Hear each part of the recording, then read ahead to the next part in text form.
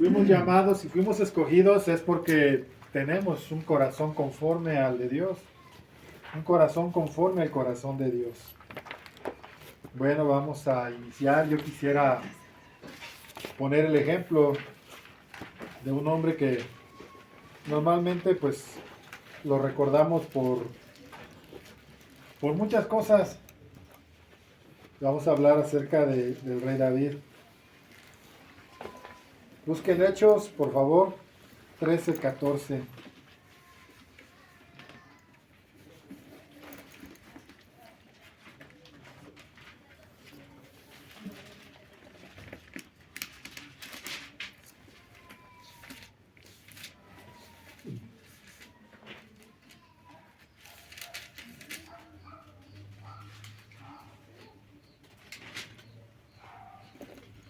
Hechos 13. No, es Hechos 13:22.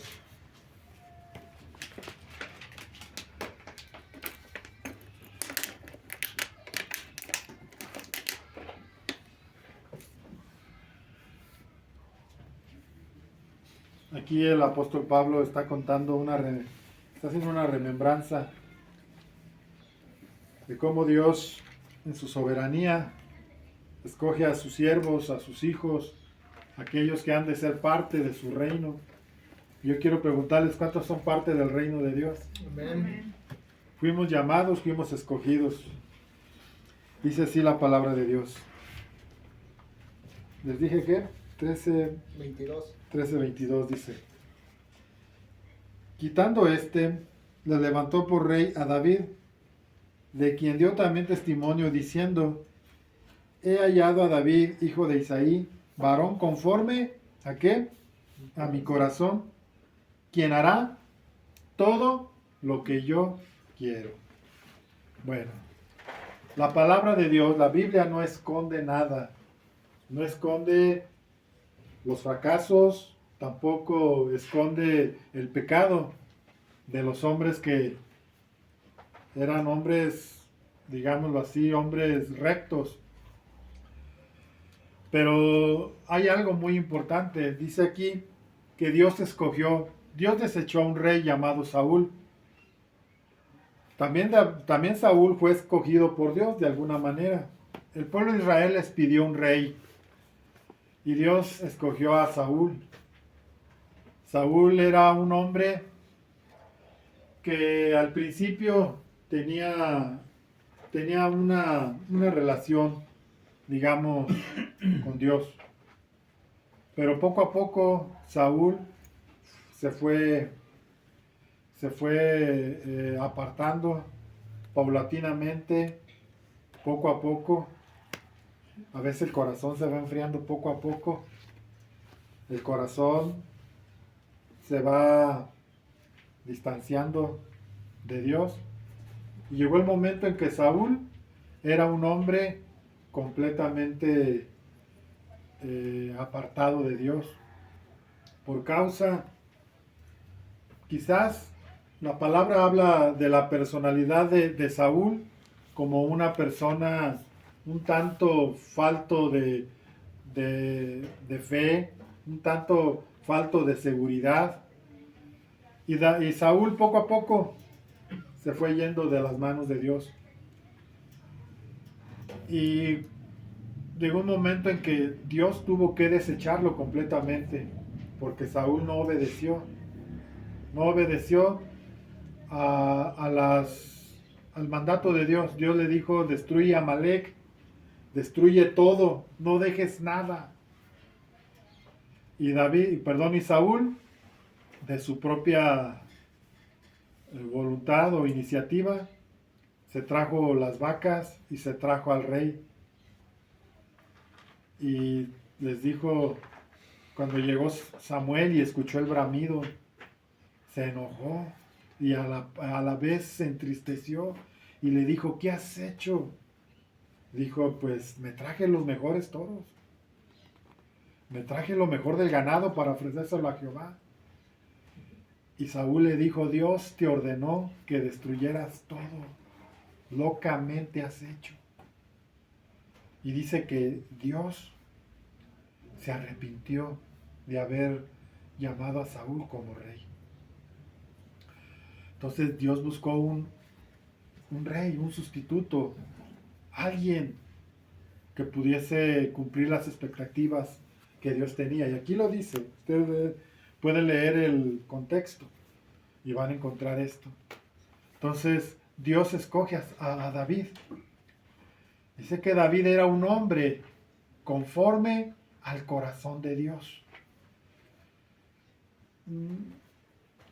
En Primera de Pedro, en el capítulo 1, habla acerca de el preconocimiento, la presencia de Dios, o sea, el conocimiento previo que Dios tiene de todos nosotros.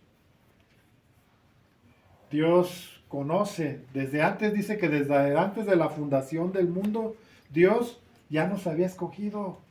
Dios ya sabía quiénes iban a estar firmes delante de Él y quiénes se iban a comportar de alguna manera como un apóstata, que se iban a apartar de Dios. Dios todo lo conoce. Y Dios conocía el corazón de David. Estaba haciendo una reflexión en cuanto al rey Belsasar. ¿Se acuerdan del rey Belsasar? Era el hijo de Nabucodonosor. Y en una noche de locura, en una noche de banquete, dice que mandó traer los utensilios que habían traído de la casa de Jehová a Babilonia. Y sacó los jarros de plata y de oro, y sacó todo lo que servía, lo que era útil para el servicio de Dios, lo sacó y les ofreció a todos ahí vino. Y Dios se enojó. Y se acuerdan que hubo una escritura en la pared, Mene, Mene, Tekel, Uparsin, que dice: Dios ya ha puesto fin a tu reino. Pesado has sido en balanza y te has hallado falto. Estaba haciendo esa reflexión, cómo Dios puede poner una balanza. No estoy diciendo que doctrinalmente que a Dios nos pesa a todos y para donde se vaya la balanza, obras buenas, obras malas, para allá se va, no. Pero sí estoy queriendo ponerlo como un ejemplo de cómo las obras que hacemos son pesadas por Dios de alguna manera. Y él conocía de antemano el corazón de David. Dice que David fue escogido porque era un hombre conforme a su corazón. Ahora, ¿cuál fue el motivo principal por el cual Dios escogió a David? Aquí lo dice claramente, porque Él, ¿qué? Hará, porque Él obedecerá, porque Él será usado para mis propósitos. Por eso Dios escogió a David, porque era un hombre conforme a su corazón. Y Dios nos conoce de antemano. Ahora Dios no es un Dios que nos programa y que nos dice este va a ser así y así, no. Sino que cada quien de su corazón, de su propia voluntad, de su propio deseo, de su propia convicción, tiene que salir un temor reverente delante de Dios. Mucha gente piensa, dice, bueno, no tiene sentido buscar de Dios, no tiene sentido ir a la iglesia, si Dios ya tiene sus escogidos, si Dios ya tiene su gente que él escogió de antemano. Es verdad en parte, pero no en el hecho de que Dios nos programa y Dios nos dice, tú vas a hacer esto y esto, no, sino que Dios pesa los corazones. Y Dios sabe hacia dónde se va a ir la balanza. Porque todos nosotros tenemos libre albedrío, tenemos voluntad propia. Y Dios quiere que todos los que le buscan, todos los que le honran, todos los que le temen, lo hagan desde lo más profundo de su corazón. Y así comienza Dios escudriñando la vida de David. Cuando Dios le dice a Samuel, he desechado a Saúl, ve a casa de Isaí, y ahí he escogido un rey. Ve a la casa de Isaí y unge al que va a ser el rey. Entonces Samuel llega a la casa de Isaí y le dice a Isaí el plan de Dios. Le dice, reúne a tus hijos, porque Dios se ha provisto de rey para Israel de tus hijos. Y aquí comienza la historia. Aquí comienza todo lo que nosotros podemos entender por qué David era un hombre conforme al corazón de Dios. No vamos a esconder, porque la palabra no esconde lo que fue David. David fue un hombre adúltero, o cometió en algún momento adulterio. Y aparte se convirtió en un asesino intelectual de Urias, esposa de Betsabé. Todos sabemos esto. Y todos sabemos todo lo que tuvo que vivir David a causa de esto. Pero Dios de antemano conoce todo lo que nosotros seremos, viviremos y todo lo que nosotros haremos, pero también conoce lo que hay en el corazón hacia Él. Y esto fue lo que hizo la diferencia en la vida de David. Cuando llega Samuel y le pide a Isaí que traiga a sus hijos, él solo trajo a los 3 primeros, porque ahí registra solamente a 3, a Sama, Benadab y otro más, no me acuerdo cómo se llama. Bueno, ahorita lo vamos a ver. Y cuando está ahí con ellos, comenzó Samuel a visualizarlos, su estereotipo, su fisonomía, su físico. Comenzó a querer discernir quién era el rey, y dijo, puede ser este porque tiene porte, está alto, se ve que tiene gallardía. Y Dios le dijo, no, este no es. Y luego vio al otro y le buscó otras cualidades externas, porque todo lo que vemos nosotros, uno de nosotros, es externo. Y nos podemos, como lo he dicho antes, nos podemos crear un concepto de alguien solamente por verlo. ¿Sí o no? Hay personas que dicen, ese señor se ve así como que es bien enojón.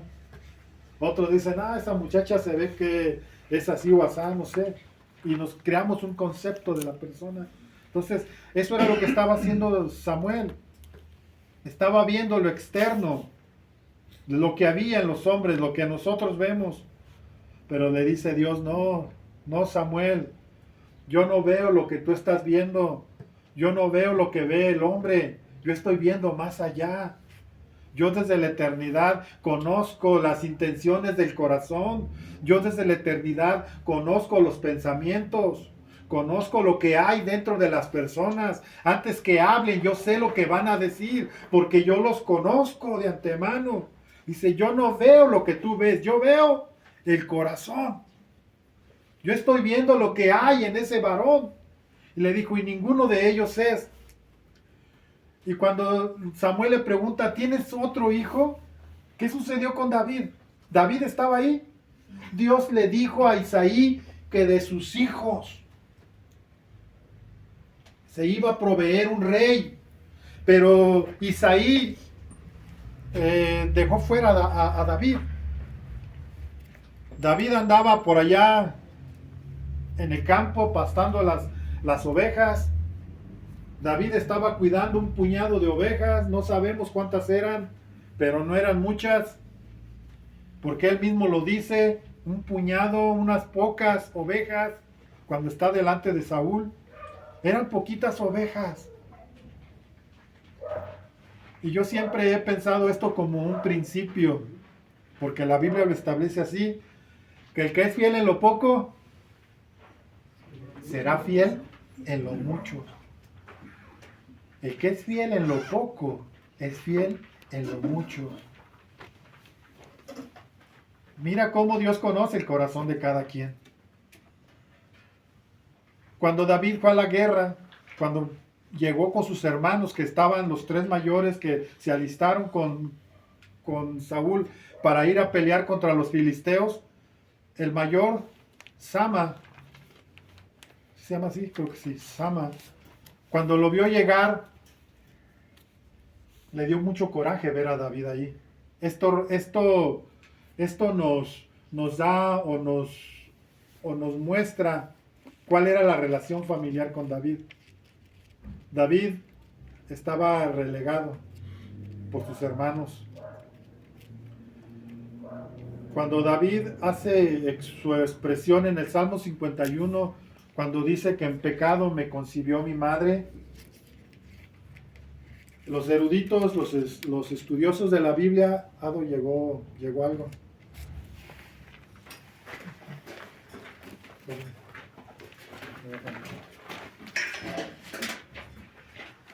¿Qué me quedé? Cuando estaban cuando los eruditos aluden, o más bien me desconcentré.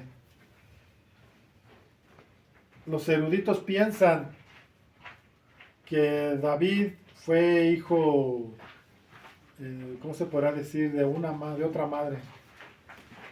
Fue un hijo ilegítimo, se podría decir. Porque él lo dice así: en pecado me concibió mi madre. Y por eso dicen ellos que David era relegado por los demás hermanos. Era visto menospreciado por los demás hermanos. Porque David posiblemente era medio hermano de ellos, posiblemente. La Biblia no lo declara, pero por lo que dice David. Entonces, David estaba fuera de los planes de Isaí, pero no estaba fuera de los planes de Dios. Porque una vez más te puedo expresar que Dios conocía el corazón de David. David desde su juventud fue un joven que tenía un temor reverente delante de Dios. Y esto lo llevó a ser un hombre que no tenía en poco las cosas que Dios le daba. No tomaba en poco, no lo hacía ver como si fuera algo insignificante. Él veía las cosas de Dios, por ser tan solamente Dios, lo veía como algo especial, como algo sublime, como algo que si procedía de Dios era para atesorarlo, era para tomarlo con toda la seriedad que podía haber. Mientras él estaba allá, sus hermanos fueron a la guerra y él llega ahí y le dicen: sabemos, sé tu corazón, tú eres un soberbio, le dice su hermano. Has venido por morbo para ver la guerra, solamente has venido para venir aquí a estorbar, de alguna manera también le dice eso. Pero a mí me gusta mucho esto porque miren, dentro de los planes de Dios, Dios tiene muchas cosas. Dios tiene algo especial en cada uno de nosotros. Yo estaba haciendo también hace unos días, estaba meditando en cómo Dios estratégicamente en las familias escoge a alguien. Y escoge a esa persona para que a través de esa persona más miembros de la familia se acerquen a Dios.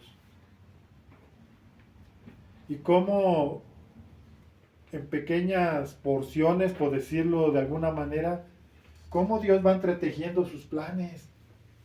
Y se van acercando personas, y se van acercando familias, y se van acercando mucha gente al conocimiento de Dios. Pero siempre va a usar a alguien. Siempre va a ser, Dios estratégicamente va a escoger a alguien. Y yo estaba observando cómo David, dentro de todo, él cuando está teniendo ese diálogo con Saúl, cuando él le dice que él puede pelear, contra el gigante. El gigante todos los días venía por la mañana. Todos los días venía. Y ofendía a Israel. Ofendía al pueblo de Dios. Los desafiaba. ¿Y cuántos gigantes no nos desafían a diario? ¿Cuántos gigantes no vienen? Por ejemplo, los que tienen problemas con los vicios, con el alcohol, con las drogas. Ese es un gigante que viene todos los días y te dice, no vas a poder. Hay muchas cosas en nuestro interior, muchas imposibilidades.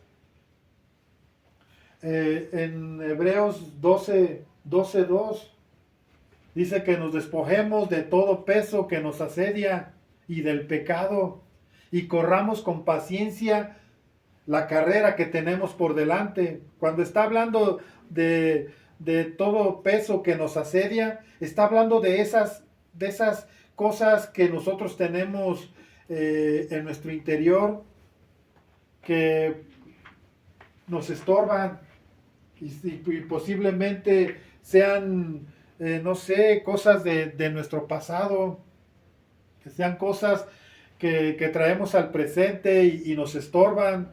Muchos de nosotros nos sentimos menospreciados, muchos de nosotros nos sentimos sin valor y esas cosas nos estorban. Esos son gigantes. Esas son cosas que vienen y te detienen. Mientras David ve al gigante y todos veían al gigante con mucho temor, porque era un hombre de guerra, era un hombre grandote, 3 metros de altura, más o menos, 3 metros y medio. Por ahí va la historia o más bien, por ahí va ¿cómo se podría decir? Lo que la Biblia dice que era la estatura de Saúl, de Goliat.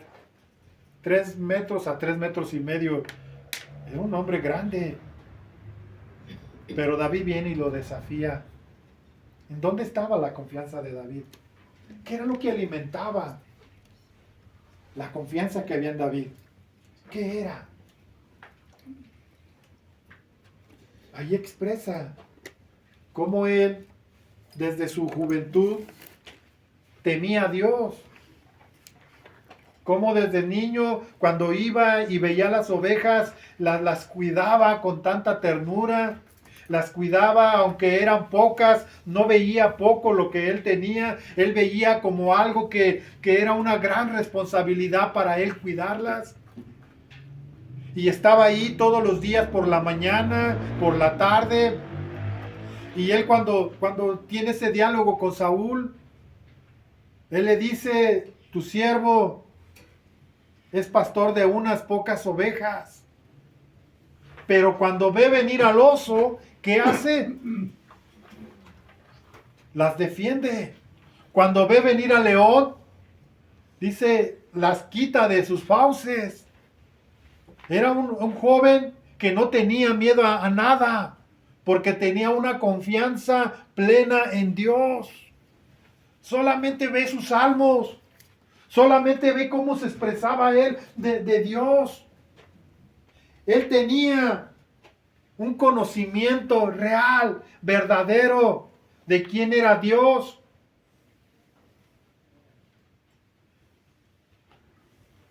Tan solo ve los salmos y te darás cuenta qué clase de persona era David. Y él le dice a Saúl, yo puedo contra ese gigante, porque el Dios en el que yo creo, porque el Dios en el que yo confío, me dará la victoria. Y la convicción que había en David, a pesar de que era un jovencito, no describe la Biblia cuántos años tenía, pero un cálculo tenía alrededor de 14 a 17 años. ¿Cómo eran tan convincentes sus palabras que convencieron a Saúl? Le creyó. Saúl vio la seguridad que había en este jovencito y dijo, este me está hablando con tanta convicción que creo, me está convenciendo de que él ama a Dios, de que él confía en Dios, de que Dios es su todo. y lo manda a vestirse con una coraza y le pone un yelmo y le pone una espada. Y David dice, no, no puedo con esto. Y se lo quita. Y va y dice que agarró su cayado. ¿Qué era su cayado? ¿Qué era el cayado? Era la herramienta con la que él cuidaba sus ovejas. Agarró el cayado, agarró su honda y dice que agarró ¿cuántas piedras? 3 piedras. Y cuando lo ve el gigante, comienza a hacer escarnio de él. Quiere intimidarlo. Quiere hacerlo sentir una basura.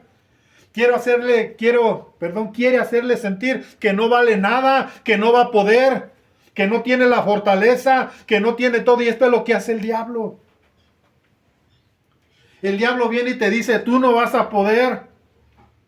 Yo soy más fuerte. Tú te vas a quedar sumido en tu manera de pensar. Te vas a quedar sumido en tu manera de vivir. No vas a poder. Y eso fue lo que quiso hacer Goliat con David. Y David le dice Goliat, ¿acaso soy perro para que vengas con palos y piedras en contra mía? Ahora vean la diferencia que había en el armamento. Dice que la lanza de Goliat era del tamaño de un palo de telar. Yo no sé cuánto mide un palo de telar, pero su jabalina medía alrededor de 5 metros, 4 o 5 metros. Ahora imagínense el alcance de su jabalina. Tan solo con estirarla lo alcanzaba. Se imagina David con un cayado. ¿Qué podía hacerle? Si usamos la lógica, David tenía todas las de perder. Para empezar, no era un hombre de guerra. El gigante era un hombre de guerra desde su juventud. David la tenía todas las de perder. Aquí es donde yo entiendo y creo que Dios ve el corazón. Porque si Dios nos midiera como nos mide el hombre, para el hombre, muchos de nosotros somos un fracaso. Para otro hombre, usted no tiene un valor. Pero cuando Dios pone su mirada en ti, cuando Dios te llama a sus filas, cuando Dios te hace sentir que tú eres importante, es porque Dios conoce tu corazón. Y si todos tuviésemos esa convicción que había en David, las cosas no estarían como están. Pero aún así, estamos en una guerra, en una lucha, donde todos nosotros tenemos un valor muy importante para Dios. Y cuando tú y yo decidamos creerle a Dios, las cosas van a cambiar. Le dice David, tú vienes a mí con espada y lanza. Esas son tus armas. Son fuertes, son poderosas, lo que tú quieras. Pero yo voy contra ti con mi cayado y con mi honda. Así le dijo. Yo, mira, con 3 piedritas. Así le dijo. No. ¿Qué le dijo? Tú vienes a mí con jabalina, con espada o con espada y jabalina. Mas yo voy contra ti, ¿en qué? Mas yo voy contra ti en el nombre de Jehová de los ejércitos. Esta fue la gran diferencia. Y Dios usó una piedra. Y dice que se pusieron en línea de batalla y el gigante comenzó a... Yo el otro día estaba viendo una recreación. Era una película, un fragmento de la película y créanme que sí me emocionó ver cómo el gigante traía su escudero. No solamente era él, traía un escudero que iba adelante de él y que era el que lo iba a proteger del golpe que le diera David. Pero ¿saben qué hizo David? David solamente en el nombre de Jehová usó lo que tenía. ¿Qué tienes tú? ¿Qué tienes tú? Eso que Dios te dio es suficiente. Dice Adelina, tengo fe, eso es suficiente. Creerle a Dios. Agarró su piedra y se la tiró. ¿Dónde le pegó? ¿Fue certero el golpe? ¿Dónde le pegó? Le pegó en la frente. ¿Y qué sucedió? Dice la palabra aquí que el gigante cayó al piso. Y David comenzó a levantar las manos victorioso. Así lo hizo David. No. ¿Qué hizo David? Le cortó la cabeza. Se cercioró. Fíjense cómo en un jovencito había tanta convicción. Se cercioró.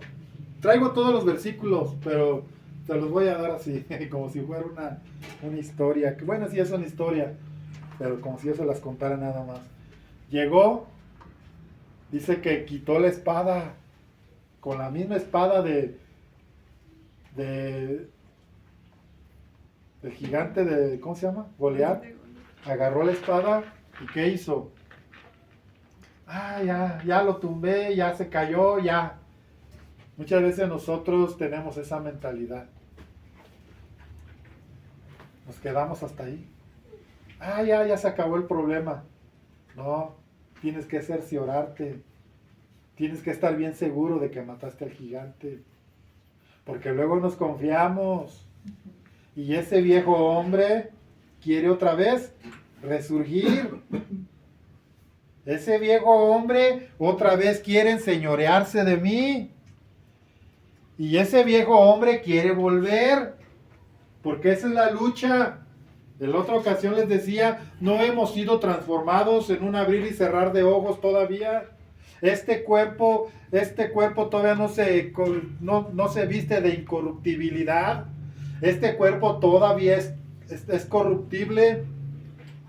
Todavía el mundo de repente me atrae. Todavía de repente las cosas terrenales que antes dejé, aquellas cosas que aborrecí, otra vez quieren volver.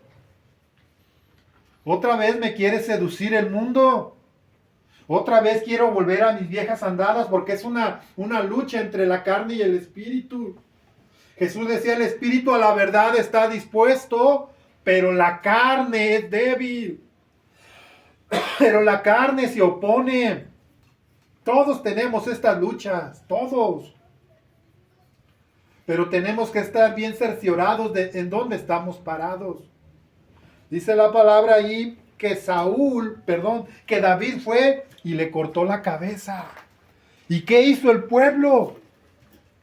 El pueblo cuando vio caer a Goliat y cuando los filisteos vieron que su paladín, que su ídolo, que aquella persona que les infundía mucha seguridad había caído, dice que huyeron, comenzaron a correr y Israel comenzó a ir detrás de ellos. Y iban tan despavoridos los filisteos que dejaron sus pertenencias, dejaron las cosas de valor que tenían. Y el pueblo de Israel llegó y se abalanzó hacia el botín. Eso era un premio de guerra que tenían los ejércitos que vencían. Se dejaban todo lo que había ahí. Y mientras el pueblo de Israel, mientras los guerreros de Israel estaban en el botín, ¿dónde estaba David? David estaba cortándole la cabeza al gigante. Se estaba cerciorando de que la victoria fuese segura. Cuando le cortó la cabeza, dice la palabra que se fue a Jebús. Jebús era uno de los pueblos que prevalecieron allí. Y Dios le dijo a Josué, derriba todo. raé de la tierra de Canaán al fereceo, al jebuseo, al filisteo, al amorreo, a todo lo que acá veneo, todos los que vivían por ahí. Les dijo, échalos. ¿Qué nos dice Dios? Saca de vosotros, echad de vosotros todo lo terrenal. Pero a veces por ahí se queda en la tierra que Dios va a poseer, que nos manda a poseer. Por ahí se queda el fereceo. Por ahí se quedó el filisteo. ¿No le dio mucha lata Filistea a Israel? Sí. Muchos dicen que hasta la fecha es Gaza, no, pero simboliza al pueblo, a los filisteos. Siempre fue una piedra en el zapato Filistea, porque no lo echaron, porque no lo erraron de ese lugar. Y los jebuseos hacían lo mismo. ¿Se acuerdan ustedes cuando Abraham venía de vencer a esos reyes que llevaron cautivo a su sobrino Lot? ¿Se acuerdan? Que de todos los despojos le dio el 10% ¿a quién?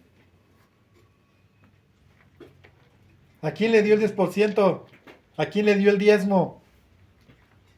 ¿No se acuerdan? A Melquisedec. ¿Y quién era Melquisedec? ¿Rey de qué? Rey de Salem. ¿Y qué era Salem? Rey de justicia. ¿Y de dónde era él? De Salem. ¿Qué ciudad era? ¿De dónde era Melquisedec? De la Jerusalén terrenal. ¿Saben qué hizo David? David fue con la cabeza de Goliat y llegó hasta Jebús, que es Jerusalén. Llegó hasta Jebús y les dijo, esta ciudad y ustedes serán echados de aquí. Mientras aquellos estaban en las añadiduras, ¿dónde estaba David? David estaba buscando el reino de Dios y su justicia. David estaba obedeciendo a Dios.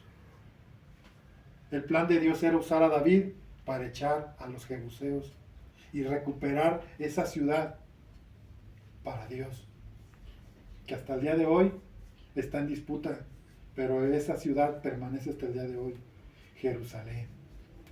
¿Qué significa? ¿Qué significa Jerusalén? Hija de paz. Esa ciudad le pertenecía a Dios.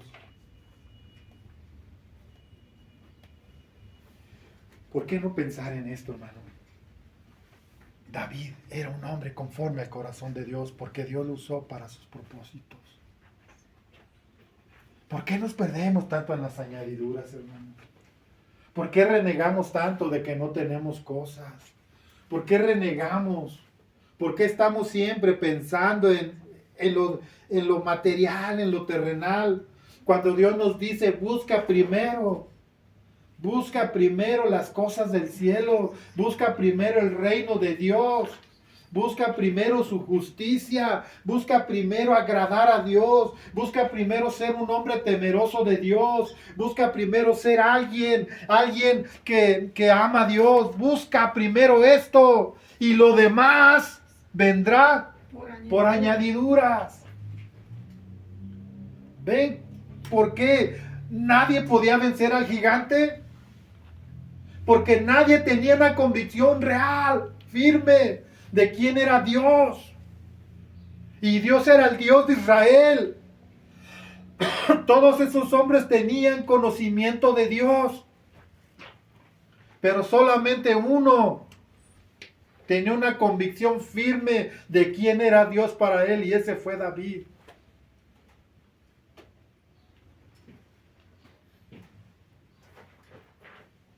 Dice la palabra que después de esto, un espíritu malo venía a la vida de Saúl. Dice que venía un espíritu malo de parte de Dios. Dios lo permitió. Dios permitió que un demonio viniera y atacara a Saúl con depresión. Y Saúl estaba deprimido. Y dice que alguien le dijo que buscara a alguien que tocara el arpa. Y alguien le dijo de David, y da las cualidades de David. Le dice, hay un joven, hijo de Isaí, que sabe tocar el arpa muy bien. Es usado por Dios. Dice, además, es un varón de hermoso parecer. Es un varón prudente. ¿Qué significa prudencia? ¿Cuáles son las cualidades de una persona prudente? ¿Qué hace? Se aparta del peligro. Es un hombre que mide las consecuencias de sus actos, que sabemos también que falló. Pero ese era el testimonio que tenía la gente de David. Y dice que después de esto David era un joven que se ganaba el favor del pueblo. Se ganaba la confianza de los hombres porque era prudente. Era apartado del mal. Era un joven que su único deseo era buscar a Dios. Y todos sabemos la historia. ¿Por qué Saúl comenzó a tenerle un celo a David? ¿Por qué? ¿Se acuerdan? Porque salieron las mujeres a recibir a Saúl. Salieron a recibir a Saúl. Aquí está una característica de Saúl. ¿Saúl era qué? Era un hombre muy inseguro, que se llenaba de odio y de rencor y de coraje. Era también muy rencoroso.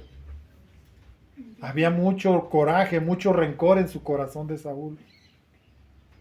Saquen todo el rencor, saquen todo el coraje que hay, hermano, y déjenlo en las manos de Dios, porque esto nos puede destruir. El rencor, el coraje, el odio, todo eso es como un cáncer que está carcomiendo nuestra vida espiritualmente. Y si nosotros no nos hacemos libres de esto, podríamos pasar lo que pasó Saúl. Sé que cuando salieron y cantaban, Saúl mató a 1000 y David a sus 10,000. Esa frase le molestó. Esa frase lo hundió más. Tomó tanto en cuenta esas palabras que se hundió en una depresión, en un coraje, en un odio hacia David. Y dijo, a David dieron miles y a mí me dieron 1000 y a David le dieron miles. Dice, solo hace falta que le den el reino o que le den mi trono. Y dice que desde ese día en adelante, Saúl ya no vio con los mismos ojos a David. Dejó crecer un celo. ¿Y eso cómo nos destruye, hermanos? Cuando dejamos que crezca un celo. Cuando sentimos celo, envidia, coraje de los demás. Y desde entonces Saúl procuraba matar a David. Pero dice que mientras Saúl procuraba matar a David, dice que David se comportaba prudentemente. Era un hombre que tenía una lealtad primeramente a Dios. Era un hombre leal a Dios. Y si era leal a Dios, también iba a ser leal a su autoridad. Tuvo la oportunidad de matar a David, a Saúl.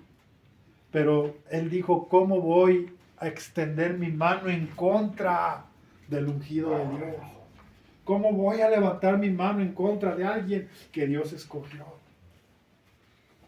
Y de esa manera David se comportaba prudentemente.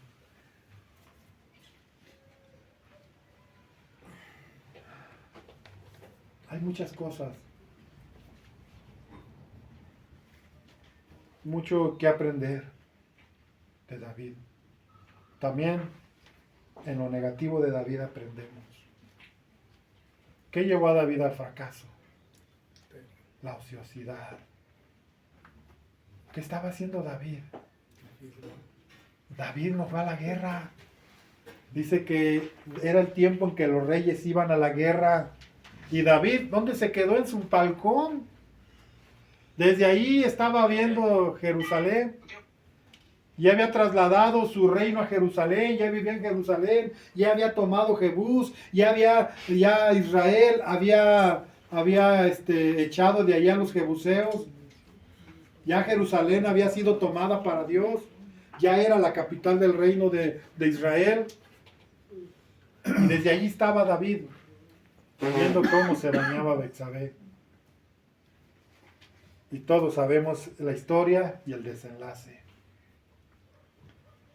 Entonces, de todo aprendemos. Pero lo que más me agrada a mí es poder entender que los propósitos de Dios son reales y son verdaderos. Yo quiero preguntarles, ¿cuántos de ustedes creen que Dios los llamó con un fin, con un propósito? Amén. Entonces, ¿por qué no tememos a Dios, hermanos? Busquemos a Dios con todo nuestro corazón. Busquemos a Dios. Tomemos este ejemplo de David. Díganme un salmo de David que ha sido bendición para su vida. Pues el Un 1. salmo. El Salmo 1. Está bonito el salmo, ¿sí o no? ¿Qué dice? Se plantó a la orilla de un río y dio su follaje a su tiempo y siempre se mantuvo verde y fuerte. ¿Dónde se plantó David? ¿De quién estaba hablando él? En Jehová, en la fe. Bienaventurado el varón que no anduvo en consejos de malo, ni en silla de escarnecedor se ha sentado, sino que en la palabra de Dios o en la ley de Jehová está que su delicia, está su deleite, está su gozo, está su alegría. Y en ella medita de día y de noche. Dice, y serán como árboles plantados junto a las corrientes de agua, que su hoja no cae, y todo lo que hace o todo lo que produce Y da su fruto a su tiempo. y da su fruto a su tiempo. No así, ¿quiénes? Los malos, que serán destruidos. Otro salmo, díganme otro salmo, alguien. El 51. El 51. ¿Qué dice el Salmo 51? Habla acerca de que pide perdón a Dios por su rebelión. Dice, examina mi corazón. Aquí es donde, bueno, este salmo es especial, porque aquí vemos, era algo que me faltaba expresar. Cuando hablaba acerca de que Dios pesa los corazones, Dios sabía. Alguien dice, a ver, ¿por qué? Una vez un primo mío me dijo, a ver, gordo, ¿por qué Dios usó a hombres bien sanguinarios? Digo, ¿cómo? Sí. Por ejemplo, David. David fue un adúltero. David fue un hombre que se manchó de mano su sangre, que mataba, que iba a la guerra y mataba a muchos hombres. Josué era un hombre que mataba a otros hombres. ¿Cómo Dios usó a esos hombres? Y yo le dije, mira, Dios conoce los corazones. Y él sabía de antemano, Saúl tuvo toda la oportunidad de arrepentirse, de ir con un corazón que contrito y humillado delante de Dios. ¿Y qué hizo Saúl? Saúl no fue. Mas sin embargo, David se arrepintió de todo su corazón, porque Dios sabía que David, a pesar de su pecado, se arrepintió de todo su corazón y escribió el Salmo 51, que dice, un corazón contrito y humillado no despreciarás tú, oh Jehová. Él sabía. Él se arrepintió con todo su corazón. Y esta es otra faceta de nuestras vidas. Debe haber un arrepentimiento genuino para que las cosas cambien de un momento a otro. Y me gusta mucho ese Salmo Salmo 51 es un salmo muy bonito. A mucha gente le gusta mucho el Salmo 23. A mí en particular me gusta el Salmo 42. Y hay muchos salmos más. Y estos nos hablan del tipo de personalidad que tenía David. ¿Cuántos oran a Dios? Amén. David decía en un salmo, no recuerdo si alguien lo quiere buscar, dice: tarde, mañana de noche. y a mediodía oraré y clamaré y él oirá mi voz. ¿Cuántas veces oraba? Tarde, mañana y a mediodía. O sea, 3 veces al día. Oraré y clamaré y él oirá. Tenía la seguridad, la certeza. Y él oirá mi voz. ¿Qué salmo es? No recuerdo. El 30. No recuerdo, pero ahorita lo buscamos. Entonces, hermanos, hay que tener un corazón conforme al corazón de Dios. De antemano Dios ya lo conoce, pero no está por demás recordar ejemplos de personas que a lo mejor están pasando lo mismo que ustedes o que pasaron lo mismo que ustedes, pero que tenemos que afirmarnos. Les vuelvo a hacer la pregunta: ¿cuántos creen que Dios los llamó? Amén. ¿Cuántos creen que Dios los escogió? Amén. Así dice Primera de Pedro 1, 3, 1, 2. ¿Lo quieren leer? Yo fui escogida por Dios. Amén. Vamos a leer ese Primera de Pedro.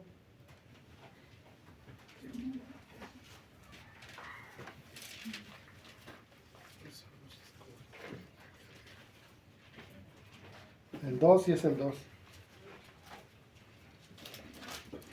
Dice así, Primera de Pedro 1, 2, dice: elegidos según la presciencia, o sea, según el conocimiento previo de Dios. Padre, elegidos según la presencia de Dios Padre y la santificación del Espíritu para obedecer y ser rociados con la sangre de Jesucristo, gracia y paz os sean multiplicados. Yo les pregunto, ¿para qué fue escogido David?